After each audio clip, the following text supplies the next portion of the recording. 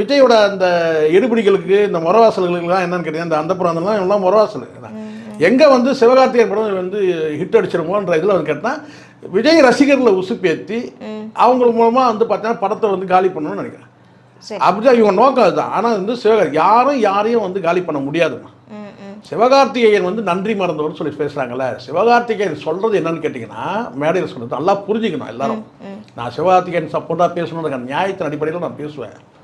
சிவகார்த்திகேயன் கேட்டால் வாய்ப்பை கொடுத்துட்டு வாழ்க்கை கொடுத்தேன்னு சொல்லாதீங்க.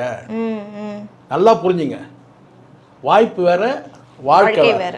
நீங்கள் வாய்ப்பு கொடுத்துட்டு நான் உங்களுக்கு வாழ்க்கை கொடுத்தேன்னு சொல்லாதீங்க, லைஃப் கொடுத்தேன்னு சொல்லாதீங்க. இங்கே யாரும் யாருடைய வாழ்க்கையை யாரும் பிச்சையாக போட முடியாது. சில பேர் சொல்லுவாங்க நான் வந்து நாங்கள் லைஃப் கொடுத்தேன், அவங்க லைஃப் கொடுத்தேன். வாய்ப்பு கொடுத்தேன்னு சொல்லுங்கள், வாழ்க்கை கொடுத்தேன்னு சொல்லாதீங்க. நீங்கள் வாய்ப்பு கொடுத்தாலும் அந்த வாய்ப்பை நான் சரியாக பயன்படுத்தினா தான் நான் வெற்றி அடைய முடியும். அதுக்காக நான் உழைக்கிறேன், அதுதான் வாழ்க்கை, என்னுடைய வாழ்க்கையை ஆக்குறேன். ஆனால் நீங்கள் வாய்ப்பையே நீங்கள் வந்து வாழ்க்கையை அதை தான் அவர் சொல்கிறார். ஸோ அதுதானே தவிர அதை தாண்டி இதில் வேறு ஒன்றும் இதில் இவங்க முட்டியோட பார்க்குறாங்க, அவ்வளோதான்.